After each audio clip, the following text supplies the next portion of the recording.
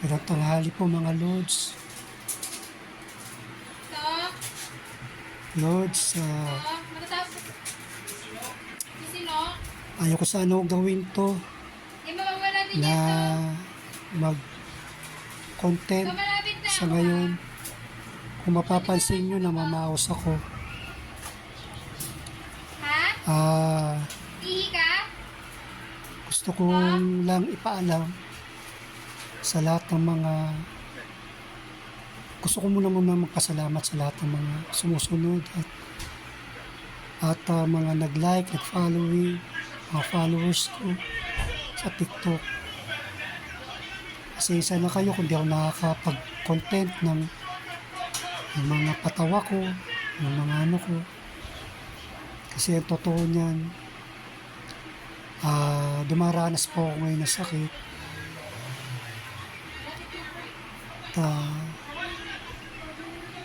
Humihiling lang naman po ako ng panalangin sa lahat po sa inyo, sa aking mga kaibigan, kamag-anak, sa lahat ng mga kakilala ko, mga friends ko. Maraming salamat, lalo sa lahat ng mga tumulong sa akin ngayon, lalo sa pamilya ko, na pilit na sumusuporta sa akin. Gusto ko lang po ipaalam na nagkaroon po kasi ako ng tama sa ulo, pero hindi pa assurance kasi kung ano talaga yung nasa ano ko na may bukol daw sa loob ng utak ko. Pangalawa, ngayon nagpapano ako ng sakit sa baga.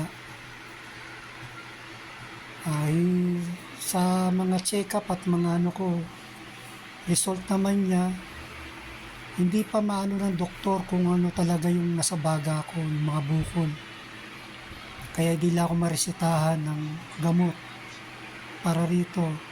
Merong gagawin sa akin na parang ipapasok yata sa katawan ko camera o ano. Kukuha ng small tissue sa baga ko na para malaman kung ano yung namumong mga bukol sa baga ko.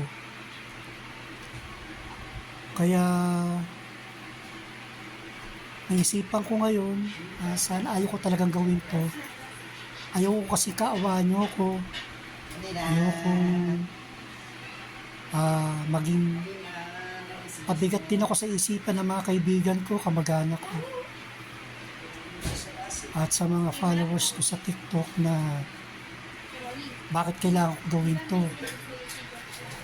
Pero yun lang, nais ko lang ipaalam sa inyo na humihingi ako ng tulong, hindi financially, hindi anuman kundi prayers na malagpasan ko tong sakit ko at nagdadaanan ko ngayon. Gagawa pa naman ako ng mga parang vlog na ganito content para i-update ko kayo sa maging kalagayan ko, kung ano mga naging results sa mga susunod na check-up ko. Kaya ngayon pala papasalamat na ako sa inyong lahat. Maraming salamat po sa inyong lahat, lalo sa mga tumatangkilik sa aking mga patawa sa TikTok, sa YouTube. Maraming po sa lahat. Salamat talaga sa Instagram. Maraming salamat po sa inyo lahat. Asahan nyo, lalabanan ko itong sakit na to. Patuloy akong mabubuhay ng normal. Ito'y laban bilang para sa lahat, sa inyong lahat, kundi tanto ito sa aking mga anak na alam kong kailangan pa nila ako. Yun lang po, maraming salamat. Prayers lang po hinihingi ko na malagpasan ko po lahat ng pagdadaanan ko. Yun lang po, God bless din po sa inyo lahat. Maraming salamat.